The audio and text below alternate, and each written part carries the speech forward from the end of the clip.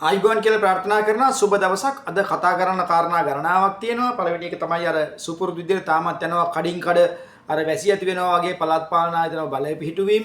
ඒක එක දවස ගානේ ආණ්ඩුවේ කඩින් කඩ රෙද්ද ලිහින තත්ත්වයක් නැති වෙනවා. ඒ ගැන කතා කරන්න තියෙනවා අපට.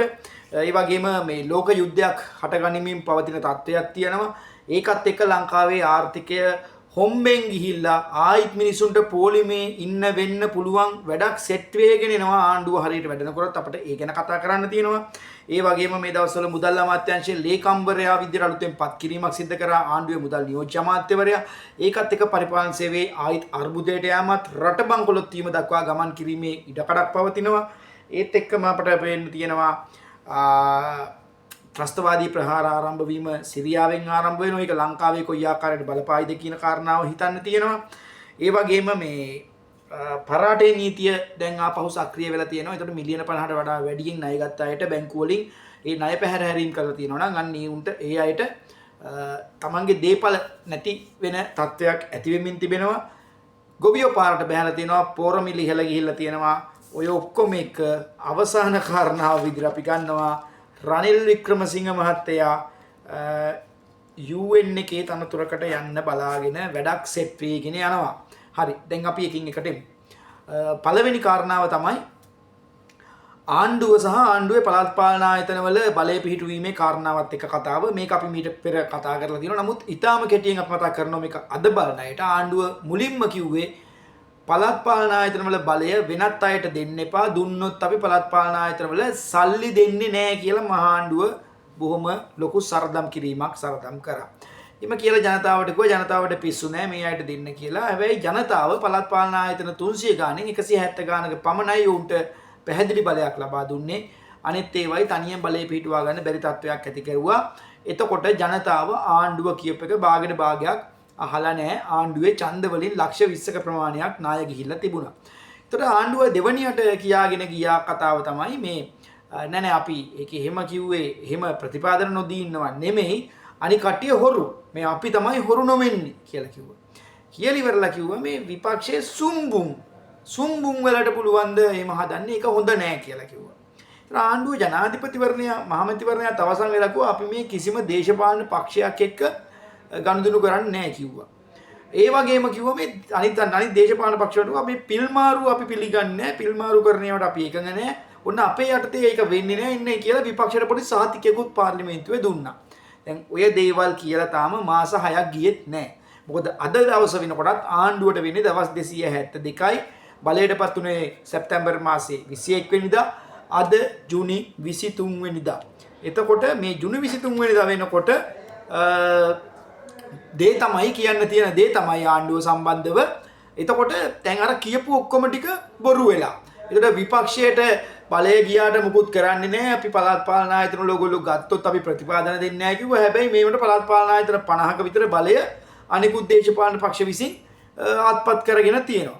ඒතර අනිත් කාරණාව තමයි අපි අනිත් දේශපාලන පක්ෂත් එක්ක ගනුදෙනු කරන්නේ නැහැ කිව්වා. හැබැයි මේ වෙනකොට ලංකාවේ අර බත්තර මුල්ලේ සීල රත්න හාමුදුරුවන්ගේ දේශපාලන පක්ෂය හැරුණම අනිත් සියලු දේශපාලන පක්ෂ එක්ක ගිහිල්ලා සන්දානගත වීම සිද්ධ වෙලා තියෙනවා. එක්සත් ජාතික පක්ෂයත් එක්ක නෑ.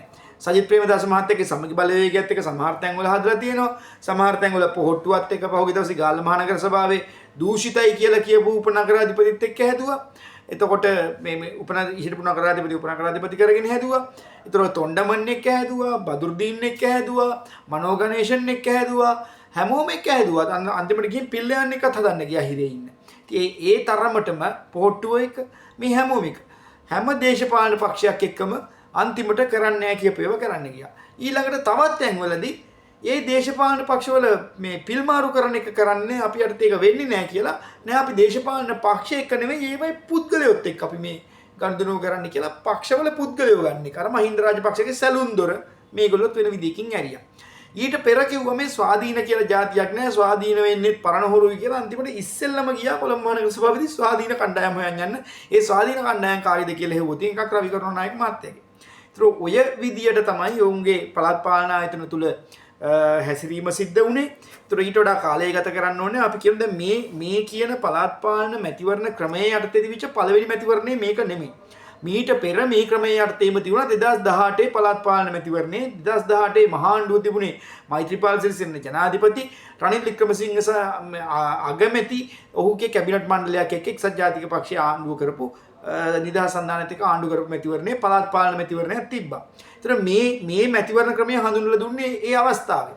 ඒතර එතෙන්දි මේ වගේ ගාල ගොට්ටි ගියේ නෑ. ඔබට මතකයි පළාත් පාලන ආයතන වල බලය පිහිටුවන්න රනිල් වික්‍රමසිංහගේ ආණ්ඩුව එහෙම නැත්නම් මෛත්‍රීපාල සිරිසේනගේ ආණ්ඩුව මෙච්චර මේ උඩ පැන්නේ නැහැ පළාත් පාලන ආයතන වල බලයත්පත් කරගන්න. මොකද ඒවයි බොහෝමයක් පොහොට්ටුවට ගියා. පොහොට්ටුවට තනියෙන් හදන්න බැරි ඒවා බොහෝමයක් ඔවුන් තවත් දේශපාලන පක්ෂ එකතු කරගෙන හැදුවා. හැබැයි රනිල්ගේ ආණ්ඩුවවත් සිරිසේන මහත්තයාගේ ආණ්ඩුවවත් කිව්වේ නැහැ කවදාවත් මේ අපිට පුළුවන් අපි කොමසාරිස් පාලනය ගන්න ප්‍රතිපාදන දෙන්නේ ඒ වගේ ලඳබොළඳ තැනකට ගියේ නැහැ. 2018 පළාත් පාලන ආයතන වල බලය ජනතාව ඡන්ද දුන්නා. ජනතාවගේ මතයට අනුව ඒවා කරගෙන ගියා. ඒ අවස්ථාවේ රහස් ඡන්දක් තියුණා, විවෘත ඡන්දක් තියුණා. මේ වගේ රට විගණමක් බවට පත් උන්නේ නැහැ. ඉතින් මේක අර හිඟන්නොන්ට පාන් වැටුණා වගේ තමයි මේක. මොවුන්ට ඉඳලා බලයට ආවා. බලයට ආපුවෙන් පස්සේ පළාත් පාලන ආයතන වල බලය පවා නැතිවීම උන්ට විශාල ප්‍රශ්නයක් බවට පත් කරගෙන අන්තිමට අර මේ දේශපාලන ගණිකාවගේ ගාවටම පත් වුණා මේ ආණ්ඩුව. ඔවුන්ගේ දේශපාලන ප්‍රතිවෘත්තාව කෙලෙසා ගැනීම එතනින් සිද්ධ කරගත්තා. හරි. ඒ සම්බන්ධව අපි එකයි මතක් කරේ 2018 වික්‍රමසිංහ සිරිසේන ආණ්ඩුවත් මෙතරම් පජාත වැඩ කරන්න ගියේ නෑ. ජනතාවගේ කැමැත්ත දීලා දිනුන තැනට බලය යන්න දීලා හිටියා. මේවා ලොකුවට අල්ලගත්තේ නෑ. මොකද උන්ට අවබෝධයක් තිබුණා. ජාතිකමය වශයෙන් වැදගත් වෙන කාරණා වලට පළාත් පාලන ආයතන වල කිසිදු අදාළතාවයක් නැහැ. කවුරු පළාත් පාලන ආයතන වල බලයේ හිටියත් ජාතික මට්ටමේ දේවල් කරන්න පුළුවන්. දෙවෙනි කාරණාව තමයි අවුරුදු දෙකක් ගියාට පස්සේ පළාත් පාලන ආයතන වල සභාපතිවරයා වෙනස් කිරීම ඒ ප්‍රායෝගිකව කරන්න පුළුවන් කියන කාරණාව අපි කැට තියලා එක දෙයක් කියන. තව අවුරුදු දෙකක් ගියාම මේ පළාත් පාලන ආයතන වල සභාපතිලා විදිහට පත් වෙච්ච අය බොහෝ දෙනෙක් ওই මාලිමාවේ മന്ത്രിවරුන්ගේ කැමැත්තෙන්ම වෙනස් වෙලා අලුත් පාලනයක් තව අවුරුදු දෙකකින් පස්සේ පළාත් පාලන ආයතන වල පිහිටවීමේ වැඩි ඉඩ කඩක් තියෙනවා. අපි අද දවසත් එක දිලා තියාගෙන 2025 ජුනි 23 වෙනිදා කිව්වා කියලා එහෙම එකක් වීමේ වැඩි විභවයක් තියෙනවා අවුරුදු දෙකකින් ඔබ ඒක බලා ගන්න. හරි. ඒත් ඒ කාරණාව එච්චරයි. දැන් අපි ඊළඟ කාරණාවට આવොත් ආවේගෙන් මේ දවස්වල මුළු රටේම මිනිස්සු සහ හැමෝම කතා වෙන්නේ මේ ඇමරිකානු ප්‍රහාරය ඉරානයට එල්ල කරපු අපි මීට පෙර වීඩියෝ එකක ඔබට පුළුවන් ඒක බලන්න ආයිසරයක් අවශ්‍ය නම් අපි කිව්වා මේ යුද්ධය සඳහා පවතින නීතිමය රාමුව. ඒතකොට ඇමරිකාව මැදිහත් වෙනවා නම් ඇමරිකාව මැදිහත් වෙන්නේ මොන පදනමින් මතද කියන එක අපි කිව්වා. ඒතකොට මේ රටවල් අතර යුද්ධයක් පවතිනකොට අපි කිව්වා එක්සත් ජාතික සංවිධානය කියලා එකක් තියෙනවා. එක්සත් ජාතික සංවිධානයේ පළවෙනි ප්‍රඥප්තිය තියෙන පළවෙනිම කාරණාව තමයි මේ සමාජික රටවල් හැම එකක්ම ජාත්‍යන්තර සාමය සහ ආරක්ෂාව කියන එක වෙනුවෙන් අපකප වී කටයුතු කරනවා කියන එක කියන්නේ. ඒතර දෙවෙනි එකේ කියනවා ඒකේ අතරම දෙකේ තුන තමයි ඊටම වැදගත්ම වගන්තිය. දෙකේ තුනේ කියලා කියන්නේ මේ අනිත් සමාජික රටවල් එක්ක සහයෝග ප්‍රශ්නයක් ඇති වුණොත් දෙගොල්ලෝ සහයෝගයෙන් කතා බහ කරලා ජාත්‍යන්තර සාමය ඒ වගේම ආරක්ෂාව වගේම එක්සත් ජාතික සංවිධානයේ අරමුණු ආරක්ෂා වෙන පරිදි කටයුතු කරන්න ඕනේ කියනවා. දෙකේ හතර කියනවා තවත් රටකට ඒ කියන්නේ සමාජික රටකට තවත් එක්සත් ජාතීන්ගේ සමාජික රටක ස්වෛරීත්වය නැත්නම් භෞමික අඛණ්ඩතාවයට තර්ජනයක් වෙන දේවල් කරන්න බෑ කියලා. හැබැයි ඒකට වියතිරේක තියෙනවා. ඒ වියතිරේක අතරේ එකක් තමයි එක්සත් ජාතීන්ගේ ප්‍රඥප්තියේ 51 වෙනි වගන්තිය. 51 වෙනි වගන්තිය කියන්නේ පහර දීම සම්බන්ධ කාරණාව. එතකොට එහෙම කරන්න පුළුවන්කම තියෙනවා එක්සත් ජාතීන්ගේ ආරක්ෂක මණ්ඩලය දැනුවත් කරලා අර වගේ තමන්ගේ ස්වෛරීත්වය අහිමි කරපු අවස්ථාවක. එතකොට මේ ස්වෛරීත්වය අහිමි කරපු අවස්ථාවක එහෙම පහර දීම සිද්ධ කරන්න පුළුවන්කම තියෙන්නේ යම් රාජ්‍යයකට කරන ලද පහර දීම ඒ කියන්නේ කරපු පහර දීමේ ප්‍රමාණයට. දැන් එතකොට අපි මේ සිද්ධියට දාලා ওই කාරණාව කිව්වා. සිද්ධියට දාලා આવොත් මේ කලින් කරපු වීඩියෝ එකේ තියෙන දේවල්ම මතක් කිරීමක් ඔබට කරන්න මේ කාරණාව සම්බන්ධව ඊශ්‍රායලයේ විසින් ගිහිල්ලා ඉරානයට පහර දීමක් සිද්ධ කරා. ඒ පහර දීමේ ප්‍රමාණයට ඔවුන් විසින් මේ පැත්තට පහර දීම සිද්ධ කරා. ඒතර ඉරානය 2-4 වගන්තිය තියෙද්දි ඇයි පහර දුන්නේ කියලා කෙනෙකුට හිතන්න පුළුවන් නෑ. එතෙන්දී ඔවුන් ගත්ත කාරණාව තමයි අපේක්ෂිත ආත්ම ආරක්ෂාව කියලා එකක් තියෙනවා. ඒ රටකට තියෙනවා අපේක්ෂිත ආත්ම ආරක්ෂාව කියලා කියන්නේ කිසියම් රටකින් තමන්ගේ රටට තර්ජනයක් ඇති වෙන්න පුළුවන් කියලා තමන්ට සාධාරණ දැනුණ නම් ඒකට කරුණු පෙන්වන්න පුළුවන්කම තිබුණා නම් ඒ රටට පුළුවන් අපේක්ෂිත ආත්ම ආරක්ෂාව ගන්න. මීට පෙරත් ඒක එක්සත් අරාබි එමිරාත් රාජ්‍ය අරගෙන තිබුණා ඊශ්‍රායලයට එරෙහිව.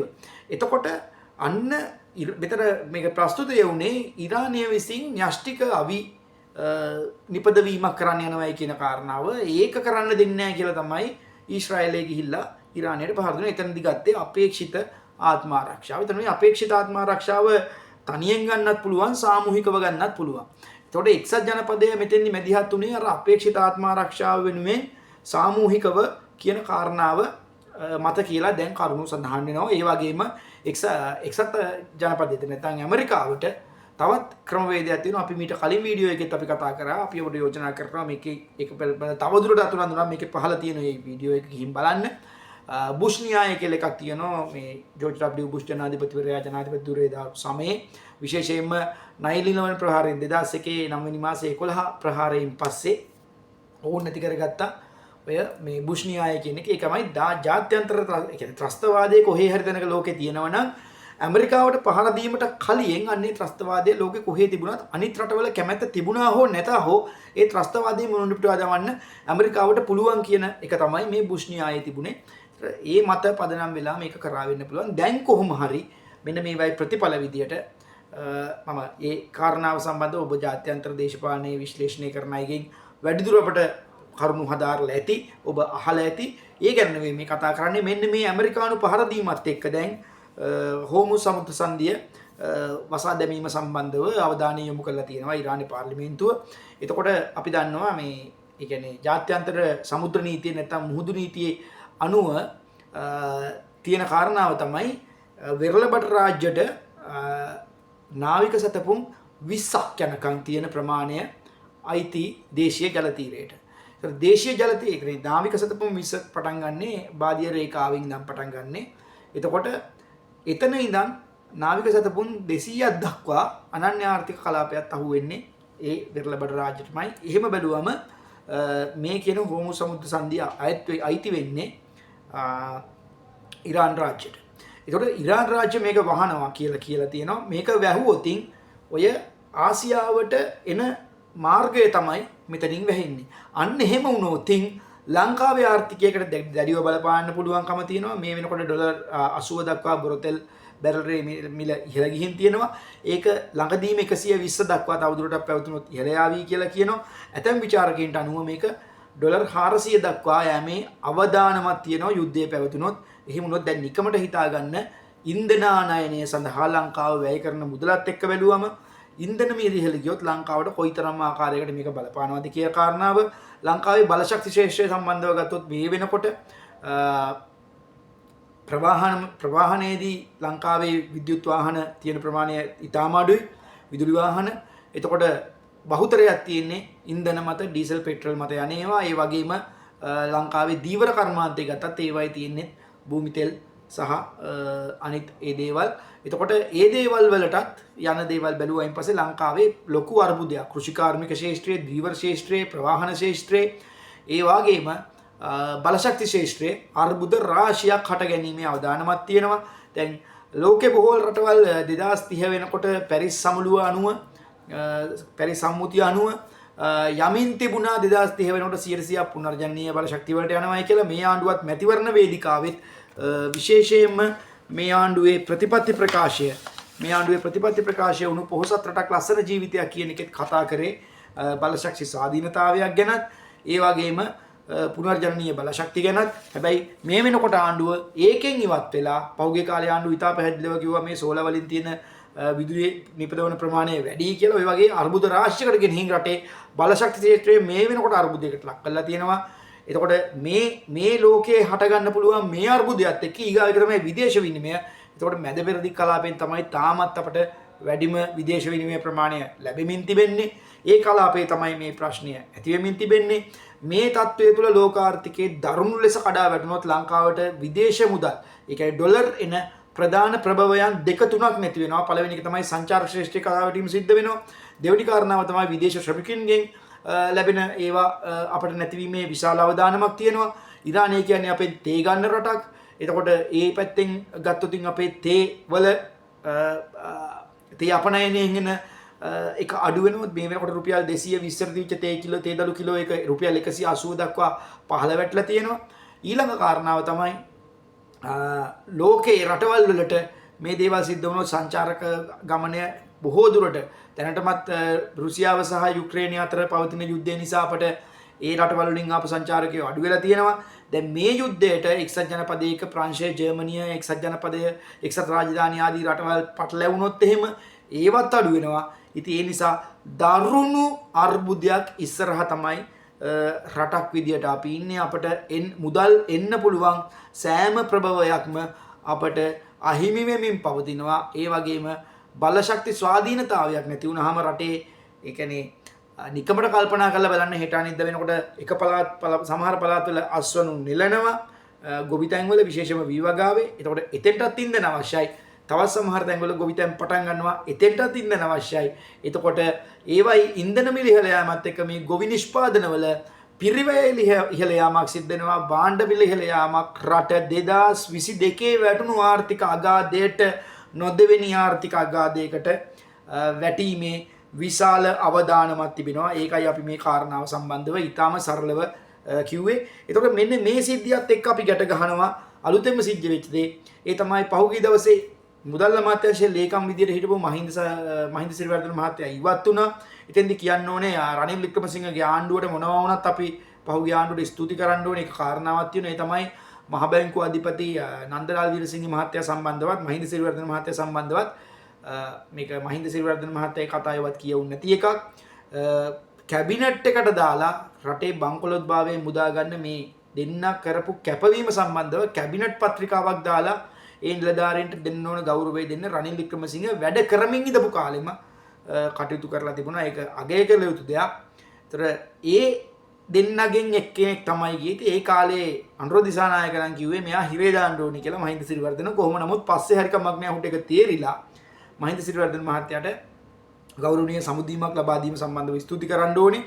කොහොම නමුත් අන්න ඒ පුද්ගලයා එතනින් එළියට යද්දී ඉවත් වෙලා යද්දී එතෙන්ට දාන්නේ ආණ්ඩුවේ හිටපු මුදල් නියෝජ්‍ය අමාත්‍යවරයා හර්ෂණ සූරියප්පෙරුම.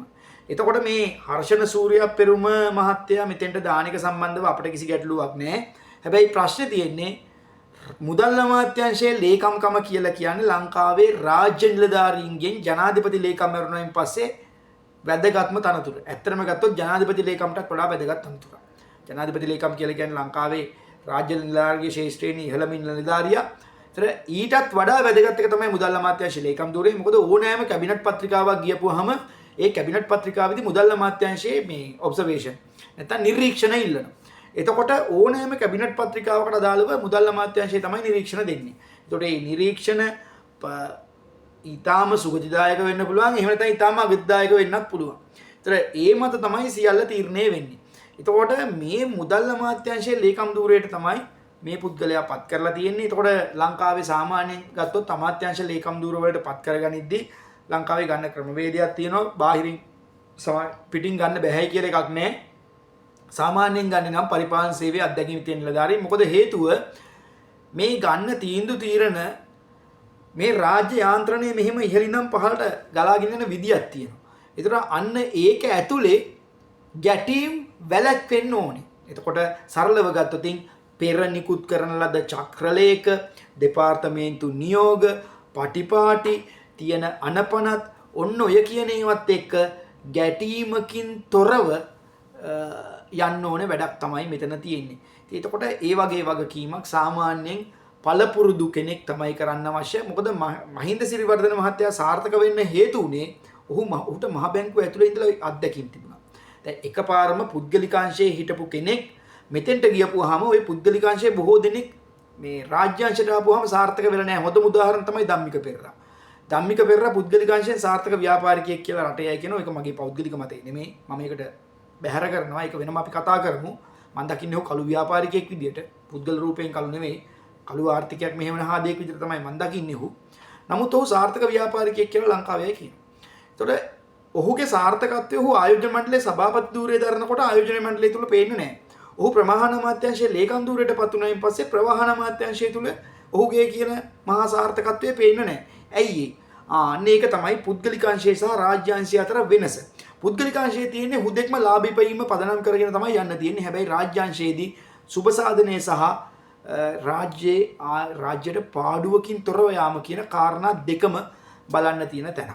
එතකොට ඔන්න ඔය ජොබ් එකේ තමයි ඉන්නේ. එතකොට මේක අර අජිත් නිවාඩ් මේ පිටින් ගෙනාවු පත් කිරීම ඕන තරම් තියෙනවා. උදාහරණයකට රනිල් වික්‍රමසිංහ මහත්තයා 2001 ආර්ථික අර්බුදයේ වෙලාවේ චරිත රත්නත්‍රේ මහත්තයා මුදල් අමාත්‍යාංශ ලේකම් කමට පිටින් ගෙනලා තමයි පත් කරේ. ඔහු රාජ්‍ය සේවකයෙක් විදිහට නෙමෙයි හිටියේ. එතකොට එහෙම අත්දැකීම් තියෙනවා. එතකොට මේ ගෝඨාභය රාජපක්ෂ මහත්තයා අජිත් නිවාඩ් කබ්‍රාල් වගේ නැත්නම් මේ මහ බැංකුව අධිපති කමට മന്ത്രി ධූරයෙන් ඇමති ධූරයෙන් තයින් කළා ඇමති කෙනෙක්ගේ වරප්‍රසාදයක් දීලා එතෙන්ට දැම්මා. ඒ පූර්වාදර්ශ තියෙනවා. ඒතර දැන් මෙතනත් කෙන්නේ මේ වගේ වැඩක්. අර අජිත් නිවාඩ් කබ්‍රාල් පත් කරා වගේ වැඩක්. දැන් අජිත් නිවාඩ් කබ්‍රාල් මේකට පත් කළා වෙච්ච දේ මේ රටේ මිනිස්සු දැක්කා. අන්තිමට 2022 දී අධිකරණ තීන්දුව කරනවා ශ්‍රේෂ්ඨ අධිකරණය මේ රට බන්කොලොත් කරපු පුද්ගලයන්ගෙන් කීප දෙනාගෙන් එක්කෙනෙක් තමයි අජිත් නිවාඩ් කබ්‍රාල් කියලා. ඉතින් ඒ වගේ පූර්ව අත්දැකීම් තියෙද්දි තමයි අනුර දිසානායක අර ලංකාවේ දේශපාලන සංස්කෘතිය විනාශ කරන්න ඕනි කියලා ආපු අලුත් දේශපාලන සංස්කෘතියක් ලියන්න ආපු අනුර දිසානායක ගත්තු තීන්දුව තමයි යෝක. ඒක අපි අනාගතයට බාර දෙමු. මොකද මේ වෙලාවේ ඩෝබිලා ලොකුවට වැඩ කරනවා. ඉතින් ඒ හින්දා අපි ඒ ගැන ලොකුවට කියන්නේ නැහැ. හැබැයි අපි එක දෙයක් කියනවා. රාජ්‍ය සේවයේ දැන් මේ පත් කිරීම ඇතුලේ රාජ්‍ය සේවයේ පරිපාලන සේවයේ ඉහළ ඉන්න අය ඔක්කොම දූෂිතයි කියලාද කියන්නේ. දැන් ඒකට පැහැදිලි උත්තරයක් ආණ්ඩුව පැත්තෙන් දෙන්න ඕනේ. රාජ්‍ය සේවයේ පරිපාලන සේවයේ ඉන්න ඉහළ ඉන්න අය ඒ කියන්නේ මේක තියෙනෝනේ සුපර් ග්‍රේඩ් එක තියෙනවා ග්‍රේඩ් 1 එක තියෙනවා සාමාන්‍යයෙන් ඔය අමාත්‍යාංශ ලේකම් කමක් දෙන්නේ ওই දෙකෙන් එකකටනේ. ඒතර ඒ වගේ ඉන්න අය වැඩ බැරි අයද? ඒකද මේ ආණ්ඩුව මේ දෙන්න පණිවිඩය. දැන් ජනාධිපති ලේකම්පත් කරද්දි තෝ පයිසකටවත් ගණන් ගන්න තෝ තමන්ගේ විශ්වවිද්‍යාල සගය පත් කරා අනුර දිසානායක ජනාධිපති ලේකම් විදියට. එතකොට ඔහු හිටියේ ජනතා විමුක්ති පෙරමුණේ වෘත්තීය සමිතිය කරන ගමන් ග්‍රේජුවේ නියෝජ්‍ය අධ්‍යක්ෂකවරයෙක් විදියට. ඔහුට උඩින් අධ්‍යක්ෂ කළා අධ්‍යක්ෂ ජෙනරාල්ලා අතිරේක ලේකම්ලා ඔහුම කොහොම ඉඳෙද්දි ඔහු පත් කරා. දැන් මෙතනත් ඒ වගේම ඉඳෙද්දි තමයි හර්ෂන් සූර්යා පෙරමුණපත් කරන්නේ. මේ තීන්දුවෙත් අපි අනාගතයට බාර දෙමු. හැබැයි අපි එක දෙයක් කියනවා මොහු යටතේ අජිත් නිවාඩ් කබ්‍රාල් යටතේ වෙච්ච දෙයට වඩා වෙනස් දෙයක් වෙන්නේ නැහැ කියන එක ඉතා පැහැදිලි. හරි ඒකත් ඒ ඇති. එතකොට අද වෙනකොට සිරියාවේ සිද්ධ වුණා ප්‍රහාරයක් ත්‍රස්තවාදී ප්‍රහාරයක් පුද්ගලයෝ 20කට වඩා මේ වෙනකොට අපිට දැනගන්න ලැබිලා තියෙන විදිහට මරණයටපත් වෙලා තියෙනවා. එතකොට මෙන්න මේවා ඉස්සරහා ලංකාව දැන් පරිස්සම් වෙන ඕන කාරණාවක් තියෙනවා. මේ තමයි මොකද දැන් ත්‍රස්තවාදය ක්‍රමානුකූලව ලෝකයේ ඇතුලේ ඉස්මතු වෙන කාලේ. දැන් මේ ඊශ්‍රායල් යුද්ධේ මේ ඉරාන යුද්ධ කියලා බැලුවට ඇත්තටම මේ යුද්ධ බැලුවොත් ඇමරිකාවේ ආයුධ රුසියාවේ ආයුධ වැඩියෙන් වැඩ කරන්න වගේ කතාවක් තමයි තියෙන්නේ. දැන් අපේ උදවියත් ගිහින් බැලුවොත් බංකර් බ්ලාස්ට් එක කොච්චර වැදුනද? එහෙම නැත්නම් මේ කවුද ඉරානයෙන් ගහපු එක කොයිතරම් දුරට මේ වැදුනද අනිත් පැත්තට ගිහිල්ලා. ඒ වගේ මේ දැන් බොහෝමයක් අය බලන්නේ මේ අවියායුධ කාගේද හොඳද කොහොමද කින්ද මන්ද F2 එක මොකද්ද? දැන් මේක ඇතුලේ මොකද මේ අවියායුධ නිෂ්පාදනය කරනකොට ඔවුන් ඒවා ඒ පරීක්ෂණාගාරවලද ඒ කියන්නේ එලිමහනේ පරීක්ෂා කරලා බලනවා. හැබැයි ඒක නියම தත්ත්වය බලන්නේ යුද්ධයකට දාලා තමයි ප්‍රායෝගිකව බලන්නේ. එතකොට දැන් මේ දවස්වල අවියායුධ සමාගම් වලට විශාල වශයෙන් ධනෝපායන මාර්ගය හැදිලා තියෙනවා. දැන් සමාජ දැන් ලෝකේ තියෙන රටවල් වල තියෙන න්‍යෂ්ටික අවියායුධ ප්‍රමාණය කොයිතරම්ද කියලා මේ වෙනකොට සමාජ ජාල වලට අවිල්ලා තියෙනවා. රුසියාව ඉහළින් තියෙනවා, එක්සත් ජනපද දෙවනියට තියෙනවා. එතන ඉඳන් බෙල්ජියමට කොච්චර තියෙනවද? මේ එක්සත් රාජධානියට කොච්චර තියෙනවද? ජපාන්ට කොච්චර තියෙනවද? චීනට කොච්චර තියෙනවද? ඒ ආදී වශයෙන් හැමතැනම තියෙනවා. ඒතර මේ ආකාරයට මේව සම්බන්ධව ඔන්න උනන්දු ඇති වෙලා තියෙනවා. දැන් මේවත් එක්ක අවියායුධයක ත්‍රස්තවාදය ක්‍රියා කිරීමේ හැකියාව තියෙනවා. ඒතර අපි ලංකාව ඇතුලේ දැන් යුද්ධයක් මේ ලෝකේ යුද්ධ පටලැවෙනකොට ලංකාව ඇතුලේ යුද්ධයක් තිබිලා ඒකේ අත්දැකීම් තියෙද්දි දැන් යුද්ධය අවසන් වෙලා අවුරුදු ගත්තොත් දල වශයෙන් 16ක් වෙනවා. ඒතර මේ අවුරුදු 16 ඇතුළත යම් ආකාරයකට හෝ රට මෙහෙම ස්ථාවර වෙලා පවතිනවා. ආයි යුද්ධයක් ආවොත් එහෙම තව විනාශයක්. එතකොට තේරුම් ගන්න ඕන දේ තමයි ලංකාව ඇතුලේ ත්‍රස්තවාදය ඇති නොවන විදියට මේවා කළමනාකරණය කරගන්න එක. ඒවට රජයේ බුද්ධ්‍යංශ සක්‍රියව පවත්වාගෙන යන එක. ඒවා දේශපාලන අධිකාරිය පස්සෙන් යවන එක නෙවෙයි. ආණ්ඩුවේ වකින් වෙන්නේ ඒවා ත්‍රස්තවාදීන් පිටිපස්සේ යවන එක. ත්‍රස්තවාදී සංවිධාන ත්‍රස්තවාදී කටයුතු සිදු කර හැකි සංවිධාන මොනවද කියන එක බලලා අන්න ඒව ගැන දැඩි අවධානයෙන් ඉන්න එක තමයි ආණ්ඩුවට තියෙන්න ඕන වැඩේ. එතකොට දැන් ඒව සම්බන්ධව ආණ්ඩුවේ අවධානය අපට පේන්නේ නැහැ. ආණ්ඩුවේ බුද්ධ්‍යංශ වලට තවමත් පාතාලයේ මර්ධනය කරගන්න බැරි වෙලා තියෙනවා. තාමත් සෙව්වන්දි අල්ලගන්න බැරි ආණ්ඩුවක් කොහොමද ත්‍රස්තවාදී නිකමට හිතලා බලන්න ඕන අපි ඒක ත්‍රස්තවාදී ක්‍රියාව සිද්ධ වුණොත් කරගන්නේ කියලා. දැන් මොසාඩ් එකේ බුද්ධ්‍යංශය ගත්තොත් ඔවුන් ගිහිල්ලා මේ ඉරානයේ ඇතුලේ ඉන්න ඔක්කොම කට්ටිය අඳුරගෙන හරියට පොයින්ට් අඳුරගෙන තියෙනවා. දැන් අපේ අයට තාම සෙව්වන්දි අල්ල ගන්න බැරි වෙලා තියෙනවා අපේ බුද්ධ්‍යංශ වලට. ඒතකොට ඒක බුද්ධ්‍යංශ වල දුර්වලතාවයද නැත්නම් ඒවට යොමු කරන්නේ නැති ආණ්ඩුවේ දුර්වලතාවයක්ද කියන්න අපි දන්නේ නැහැ. ඒ පුහුණුව නැත්නම් පුහුණුව ලබා දීම ඒවා රජයේ සතු දේවල් දැන් අපේ රටේ යුද්ධයක් නැහැ කියන එක තුල ආයි කොයියම් හෝ මොහොතක ත්‍රස්තවාදී ක්‍රියාවක් ඇති වෙන්නේ නැහැ කියලා පූර්ව නිගමනයකට ඉන්න රටක් විදියට අපට හැකියාවක් නැහැ. ඒව ගැන ආණ්ඩුව සෙවිල්ලෙන් බැලිල්ලෙන් එන්න ඕන. ඒකට තමයි ආරක්ෂක ඇමතිවරයෙක් ඉන්නේ. ඒකට තමයි මහා ජන ආරක්ෂාව භාර ඇමතිවරයෙක් ඉන්නේ. නැතුව මේ හොරු අල්ලන්න කියලා යන්නේ නෙවෙයි. ආණ්ඩුවට හොරු ඇල්ලීමට දාලව කරන්න කිසිම කෙන්ගෙඩි වැඩක් නැහැ. ඒව සම්බන්ධව තියෙන ආයතන අපරාධ පරීක්ෂණ දෙපාර්තමේන්තුව තියෙනවා. ඒකට මූල්‍ය අපරාධ සම්බන්ධව හොයන්න පුළුවන්. දූෂණ විරෝධී පනත 2023 අංක 9න් ස්ථාපිත කරලා තියෙන විජේදාස රාජපක්ෂ මහත්තයා ගෙනාව පනත රනිල් වික්‍රමසිංහ ආණ්ඩුව යටතේ ඒ යටතේ අල්ලස්කෝ දූෂණ විමර්ශන කොමිසම සභාවට දූෂණ සම්බන්ධව කරන්න පුළුවන්කම තියෙනවා. ඒතර මහ ජනතාවගේ ආරක්ෂාව සම්බන්ධ අනිකුත් අපරාධ වලට සම්බන්ධ කාරණා ධන සංග්‍රහයට අදාළ ඒවා අපරාධ නඩු විධාන සදාන සංග්‍රහයට අදාළ ඒවා සහ ඒ කටයුතු බලන්න පොලිසියට තියෙනවා. එතකොට ඒ ආණ්ඩුවේ වැඩ ටික කරගෙන ගියා නම් ප්‍රතිපද සම්පාදනය කරා නම් මේ පොලිස් නිලධාරීන්ට හරියම පුහුණුව නැත්තම් බුද්ධාංශ නිලධාරීන්ට හරියම පුහුණුව නැත්තම් අන්න ඒ දේවල් බලන එකයි පොලිසිය ඇතුලේ ඉන්න ත්‍රස්තවාදීන් එක්ක හෝ දැන් පාතාල සමාජිකයින් එක්ක ගනුදෙනු කරනවායි කියන පොලිසියක් ත්‍රස්තවාදීන් එක්ක ගනුදෙනු කරන්නේ නැහැ කියලා කොහොමද අපි විශ්වාස කරන්නේ? ඒතර අන්න ඒව සම්බන්ධව තීන්දුව తీරන ගන්න තමයි ආණ්ඩුවක් තියෙන්නේ. ආණ්ඩුවේ ජොබ් එක කළ යුතු වෙනවා. අපි ඒකත් මේ අතරේ මතක් කරලා දෙනවා. මොකද හේතුව ලංකාවේ ආර්ථිකයේ හැදිලා නැගීගෙන යනකොට තමයි 2019 අප්‍රේල් මාසේ 21 වෙනිදා මේච ප්‍රහාරය සිද්ධ වුණේ. එදා මේ මේච ප්‍රහාරය සිද්ධ නොවෙන්න ලංකාවේ ආර්ථිකය මීට වඩා ඉහළට යන්න තිබුණා. නමුත් දැන් මේ ගානෙන් හරි වැටලා තියෙන ආර්ථිකයත් තව පල්ලෙහාට වැටෙනවා මේ ත්‍රස්තවාදයේ කියන විස බීජ මේ රට ඇතුලේ ආපෞසරයක් පැලවුණොත් ඒවා ලත්තන ලොප් කරන එක ආණ්ඩුවේ වගකීමක්. ඒක පුරවැසියන්ට කර හැකි දෙයක් නෙමෙයි. ඒක වර්ධනය වෙන්න දෙනවා නම් ඒ ආණ්ඩුව කරන්නේ දේශද්‍රෝහී ක්‍රියාවක්. හරි. ඊටම වේගෙන් යනවා ඊළඟට වැදගත් කාරණාවකට. ඒ තමයි දැන් පහුගිය කාල සීමාව තුළ මේ රටේ සුළු හා මධ්‍ය පරිමාණ ව්‍යාපාරිකයෝ කිව්වා පරාටේ නීතිය අහෝසි කරන්න කියලා. පරාටේ නීතිය කියන එක තියෙනවා පනත් තුනකට අදාළව.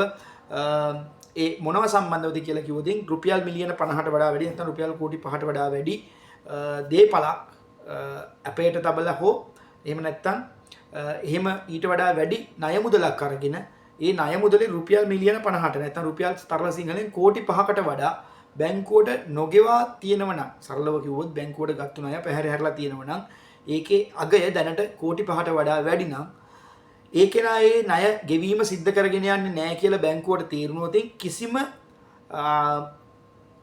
දැනුම් දීමකින් තොරව ඔහු සතු ඒ බැංකු ණය ගත්තු පුද්ගලයා සතු වෙනත් දේපලක් වුණත් බැංකුවට පවරා ගැනීම සඳහා බැංකුවට ඉඩකඩ තියෙනවායි කියන කාරණාවයි පරාටේ නීතිය තුල තියෙන්නේ. ඒකට අදාළ ලියවිල්ලක් අත්සන් කරගන්නවා ඒ ණය දෙන අවස්ථාවේදීම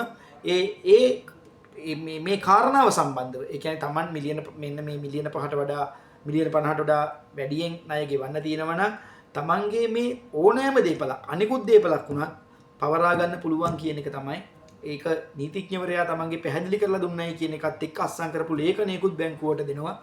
ඒකත් එක්ක මේ පවරා ගැනීම දේපල පවරා ගැනීම සිද්ධ වෙනවා කියන කාරණාව. එතකොට ලංකාවේ 2020 ඇති වුණු ආර්ථික අර්බුදයේ කොවිඩ් අර්බුදයේ එක්ක ලංකාවේ ව්‍යාපාරිකයෝ සුළු හා මධ්‍ය පරිමාණ ව්‍යාපාරිකයන්ට යම් අකරතැබ්බයකට මුහුණ දුන්නා.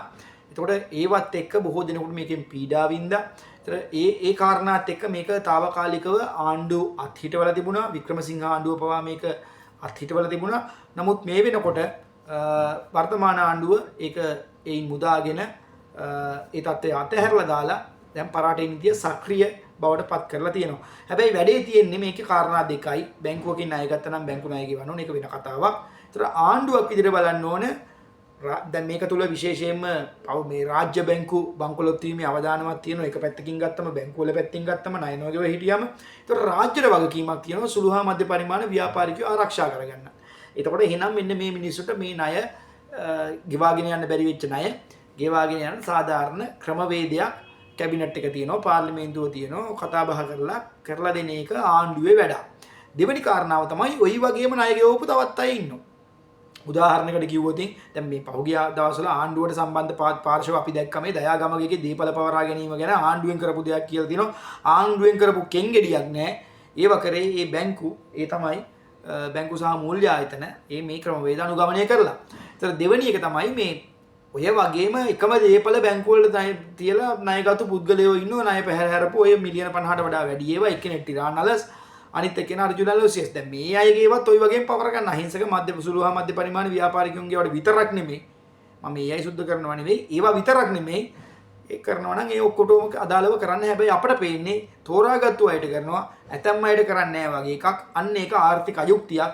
ඒ නිසා කොහොමටත් රටේ ඉන්න සුළු හා මධ්‍ය පරිමාණ ව්‍යාපාරිකයෝ ටික මේ විදිහට නන්නත්තර කරලා දාන්න නැතුව ඔවුන්ට සාධාරණ ක්‍රමවේදයක් දීම තමයි ආණ්ඩුවේ යුතුයකම සහ වගකීම වෙන්නේ කියන එකත් අපි අවසාන වශයෙන් මතක් කිරීමක් කරනවා. මේ වෙනකොට බඩේරිඟු ගොවියෝ මහපාරට බැස්සා. ඔවුන් කිව්වේ මේ බඩේරිඟු අස්වැන්න නෙලන්න තියෙද්දි ආණ්ඩුව විසින් බඩේරිඟු ආනයනය කරන්න දීලායි කියලා මේ ගොවියා වෙනුවෙන් මහ රතෝනි දීලා හැම දෙයකම පන්දම් පත්තු කරගෙන හේන් වල කුඹුරු වල හිටපු ගොවි නායකයෝ කෘෂිකර්මයේ සම්බන්ධ ඇමති ධූර නියෝජ්‍ය ඇමති ධූර දරන කාලයක තමයි මේ තක්කඩි වැඩේ සිද්ධ වෙන්නේ. ඒතර මේ රටේ බඩේරිඟු ගොවියෝ මේ විදියට නන්නත්තර කරන එක තමයි සිද්ධ වෙන්නේ. හාල් සම්බන්ධ කාරණා විදිහට මේ දේම කරා. හාලුත් ගොවියොන් අස්වැන්න නිලනකොට හාල් නායනය කරා. ඒ වගේම දැන් කරන්න හදන්නේ බඩිරිඟු අස්වැන්න ගන්න තියෙද්දි බඩිරිඟු ආනයනය කිරීමක් සිද්ධ කරනවා. එතකොට මොකද්ද වෙන්නේ? බඩිරිඟු ගොවියගේ නිෂ්පාදනයට මිලක් හම්බ වෙන්නේ නැහැ. අර ආනයනය කරන අඩු මිලට ගන්න සිද්ධ වෙනවා. එතකොට මේක තුල සිද්ධ වෙන්නේ දේශීය ගොවියන් නන්නත්තර කිරීම. ඉතින් අපි කියන දැන් ගොවීන් කියලා තියෙනවා ආණ්ඩුවට මේකට 170ක් දාන්න මේ බඩිරිඟු වලට කියලා බද්දකුත් එක දාන්න කියලා. නමුත් ආණ්ඩුව අද වෙනකොට ගොවිජන මන්දිරේ වට කරන්න ගොවීන් සමත් වෙලා තියෙනවා. හැම ආණ්ඩුවක්ම කෙලවගත්ත තැන තමයි ගොවියට අත කියන්න ගිහින්. දෙවෙනි කාරණාව තමයි දැන් මේ පෝර අත්‍යවශ්‍ය වෙන කාලේ මේ වෙනකොට රුපියල් 7000ට විච්ච යූරියා දැන් රුපියල් 9000ට මාකට් එකේ තියෙන රුපියල් 1524 ගානකින් යූරියා වල මිල ඉහළ දාලා තියෙනවා. මේක පාලනය කරගන්නත් ආණ්ඩුව අපොහොසත් වෙලා තියෙන බව තමයි අපට ලැබෙන තොරතුරු අනුව සඳහන් වෙන්නේ. කොහොම නමුත් ආණ්ඩුවට අද කිසිම දෙයක් පාලනය කරගන්න බැරි තත්ත්වයක් ඇති වෙලා තියෙනවා. මෙන්න මේ සියලුම තත්ත්වයන් හමුවේ ලංකාවේ දේශපාලනයේ ගේම් ප්ලේයර් කෙනෙක් විදිහට තමයි රනිල් වික්‍රමසිංහව හඳුන්වන්නේ. ඒකට බොහෝ දෙනෙක් හිතන් හිටියා රනිල් වික්‍රමසිංහ මහත්තයා මේ අවුරුද්ද අන්තිමේ ඇවිල්ලා ලංකාවේ දේශපාලන බලය ගන්න සූදානමක් තියෙනවා කියලා. ලබන අවුරුද්ද වෙනකොට ඔහු මේ පාර්ලිමේන්තුව විසිරලා අලුත් පාර්ලිමේන්තුවක් ගන්න සූදානමක් තියෙනවායි කියලා. ඒ අතරතුරේදී පහුගිය දවසේ රනිල් වික්‍රමසිංහ මහත්තයා ඔබ දැක්කා රුසියාවට ගියා. දැන් ප්‍රංශයට යන්න හදනවා. ඒ දේවල් ඒත් එක්කම රුසියාවට ගිහිල්ලා ඔහු රුසියාව වෙනුවෙන් පෙනී ඉන්න වීඩියෝ දැක්කම ලංකාවේ අය බොහෝ දෙනෙක් ඔහුගේ භාවිතාව සම්බන්ධව ප්‍රශ්න කරලා තිබුණා. මේ මොකද්ද මේ රනිල් කරන්න හදන්නේ කියලා. අපි දන්න රනිල් වික්‍රමසිංහ නම් රුසියානු හිතවාදියෙකුට වඩා ඔහු ඇමරිකානු හිතවාදියෙක්. ලංකා ඉතිහාසයේ පළවෙනි වතාවට තමයි CIA එකේ ප්‍රධානියා ලංකාවට ඇවිල්ලා රාජනායකයෙක් හම්බුනා නම් ඒ රනිල් වික්‍රමසිංහ මහත්තයාගේ කාලේ තමයි CIA ප්‍රධානියා ඇවිල්ලා ඔහු හම්බුනේ. ඒ තුල ඊටාම පැහැදිලි පණිවිඩය ඔහු ඉන්නේ කොහේ එකද කියන කාරණාව. ඒ වගේමයි ඔහු රුසියාවට ගිහිල්ලා මොකද්ද කරේ? දැන් ඒක ගැන කිව්වොත් ඊටාම කෙටියෙන් අපි අවසන් කරනවා. බ්‍රික්ස් සමුළුව සඳහා අනුර කුමාර දිසානායකට එන්න කියලා තිබුණා. ඔහු ගියේ නැහැ කියන කාරණාව එතෙන්දී සාකච්ඡා වෙලා තිබුණා. ඒ තානාපතිවරයා රුසියානු තානාපතිවරයා මේ අනුර දිසානායක මහත්තයට ඉංග්‍රීසි බැහැ කියන කතාවත් එක්කයි ඔහුව රාජතාන්ත්‍රික මට්ටමින් නොකවුට් කරලා දාපු එකක් තිබ්බා. ඒවත් එක්ක අර රුසියාවත් ලංකාවත් අතර ප්‍රශ්නයක් ඇති වෙන්න පුළුවන් කියන එක වළක්වන්න රනිල් වික්‍රමසිංහ මහත්තයා කියලා රුසියාව වෙනුවෙන් පෙනී හිටියා වගේ කතාවක් රුසියාවේ අපිට කියව ගන්න වෙන්නේ. එහෙමයි. කොහොම නමුත් දැන් වික්‍රමසිංහ මහත්තයාගේ පාර්ශවයට සම්බන්ධ පැත්තෙන් එන අලුත් ආරංචිය තමයි රනිල් වික්‍රමසිංහ මහත්තයා එක්සත් ජාතීන්ගේ සංවිධානයේ මහලේකම් ධූරය සඳහා තරඟ වදින්න සූදානම්ක් තියෙනවා කියන එක රනිල් වික්‍රමසිංහ මහත්තයාගේ දේශපාලන භාවිතාව සම්බන්ධව අපේ විවේචන බරපතල විදිහට තිබිලා තියෙනවා. ඒ කොහොම නමුත් එක්සත් ජාතීන්ගේ සංවිධානයේ මහලේකම් ධූරයට රනිල් වික්‍රමසිංහ මහත්තයා තරඟ කරලා ඒක ජයග්‍රහණය කරනවා නම් ඒක ඔහු ලබන පුද්ගලික ජයග්‍රහණයකට වඩා ඒක ලංකාව ලබන ජයග්‍රහණයක් විදිහට අපි සලකන්න පුළුවන්කම තියෙනවා. මොකද එක්සත් ජාතීන්ගේ සංවිධානයේ ඉස්සරහා අපේ රටේ තාම විසඳිච්ච නැති ප්‍රශ්න ටිකක් තියෙනවා. ඒ වගේමයි රනිල් වික්‍රමසිංහ මහත්තයා කියන මොන විවේචන තිබුණත් අපි කියන්න ඕන දේවල් කිහිපයක් තියෙනවා. 2001 දී ඔහු ආණ්ඩුව කරන කාලේ තමයි එක්සත් ජාතීන්ගේ මේ ජාත්‍යන්තර යුද්ධාධිකරණයට ගෙන යාම සම්බන්ධව මේ සම්මුතිය අත්සන් කරේ. ඒතර එතෙන්දී ලංකාව අත්සන් කරේ නෑ ඒකට. දරදලහර ලංකාව ඒකට අත්සන් කරා නම් යුද්ධ අපරාධ සම්බන්ධව එතෙන්ට ලංකාවේ යුද්ධය අවසන් වුණායින් පස්සේ ඒක මහින්ද රාජපක්ෂ පමණක් නෙමෙයි ඒ යුද්ධයට අණ දීපු නායකයෝ යුද හමුදාවේ හිටපු ලොකු ඉහළ පෙළේ නායකයෝ ඒ හැමෝම වගේ ඒකේ දණ්ඩනයට ලක් වෙන්න තිබුණා. ඉතින් ඕක හරියටම කියව ගන්න ඕන නම් ජර්මනියේ හිට්ලර්ගේ කාලේ තිබිච්ච යුද්ධයේදී ඒකට සම්බන්ධ වෙන මේ විනිශ්චයක් තිබුණා. අන්නේ විනිශ්චයේදී ඒ හමුදාවේ හිටපු බොහෝ දෙනෙක් හිට්ලර් මැල්ලා ඔක්කොම වෙලා තිබුණත් හමුදාවේ හිටපු අය නියුරම්බර්ග් ට්‍රයල් කියලා කියන්නේ නියුරම්බර්ග් නඩුව කියලා ප්‍රසිද්ධයි. ඔබට අන්තර්ජාලයේ බලන්න පුළුවන්.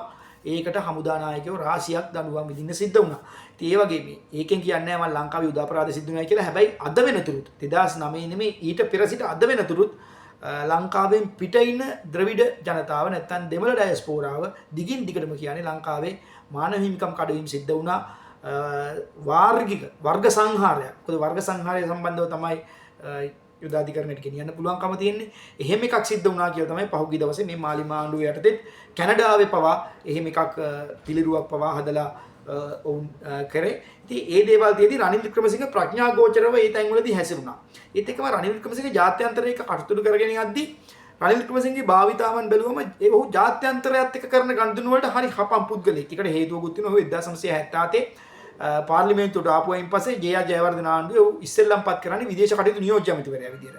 ඒකට ඉතින් ඒ කාලේ ඉඳපු ජූනියර්ස්ලා අද සීනියර්ස්ලා බවට පත් වෙලා ඉහළ තනතුරු වල ඉන්නේ. ඒකට රනිල් වික්‍රමසිංහ මහත්තයාගේ සමහරු සමකාලීනව වෙන්නත් පුළුවන්. ඉතින් ඒ දේවල් එක කොහොම හරි වේවා රටට හොඳක් වෙනවා නම් රනිල් එක්සත් ජාතික පක්ෂ මහලේකම් මේ එක්සත් ජාතික සංවිධානයේ මහලේකම් වෙනවයි කියන එකට රටේ පුරවැසියෝ විදිහට අපි සතුටු වෙන්න ඕන කාරණාවක්. හැබැයි ඔහු ඒ තනතුරටපත් උනත් ඒකත් අර 2022 ලංකාව ආර්ථික අර්බුදයකට ගියා වගේ වෙලාවක මොකද ලෝක යුද්ධයක් එන්න තියෙන වෙලාවක එහෙම තත්ත්වයක් තියෙන ළඟ ලෝකෙම ගිනිය විදිච්ච වෙලාවක තමයි ඔහුට ඒ අභියෝගයට කරගහන්න සිද්ධ වෙන්නේ. කොහොම නමුත් එහෙම එකක් වෙනවනම් අපි ඒකට ඔහුට හදවතින්ම සුබ පතනවා. ඒ අපි රනිල් වාදීන් නෙවෙයි. නමුත් ලංකාවේ කෙනෙක් ඒ කෙනා කවුරු හෝ වේවා ජාත්‍යන්තරයේ ගිහිල්ලා ඒ වගේ දෙයක් කරනවා ඒ තුල එස වෙන්නේ ලංකාව ලෝකේ රටවල් 196ක් ඇතුලේ කියවෙන්නේ ලංකාවේ පුද්ගලයෙක් එක්සත් ජාතීන්ගේ මහලේකම් විදිහටපත් උනායි කියන එක. ඒක එහෙම වෙනවනම් ඒක එසේම සිදු වේවා කියලා අපි හදවතින්ම ප්‍රාර්ථනා කරනවා. කොහොමදත් රට ඇතුලේ අර්බුදයට තවම උත්තර නැහැ. මාලිමාවේ ආණ්ඩුව එකට අසමත්. අද ජුනි 23 කියලා කියන්නේ රණසිංහ ප්‍රේමදාස හිටපු ජනාධිපතිවරයාගේ උපන්දිනය. ඔහුගේ පුතා තමයි විපක්ෂ නායක. හැබැයි ඔහුගේ පුතා දේශපාලනිකව ප්‍රේමදාසගේ පුතෙක්ද කියන්න අපි දන්නේ නැහැ. රණසිංහ ප්‍රේමදාස කියලා කියන්නේ ඔටුන්න තමන්ගේ කුණු කානුවක් දිගේ ඇවිල්ලා තමන්ගේ ඔළුවට වැටෙනකම් බලාගෙන හිටපු නායකයෙක් නෙමෙයි.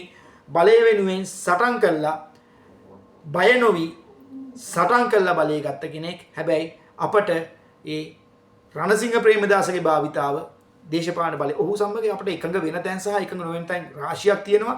කොහොම නමුත් ඒ රණසිංහ ප්‍රේමදාසගේ දේශපාලන භාවිතාව එක පැත්තකින් උතුර ගිනි අරගෙන අනිත් පැත්තෙන් දකුණ ගිනි අරගෙන අර දෙකොණ විලක්කුවක් ගත්ත මේ රණසිංහ ප්‍රේමදාස වගේ ඔහුගේ පුතා අභියෝග බාර ගන්න සමතෙක් නෙමෙයි කියන එක ඉතාම පැහැදිලි.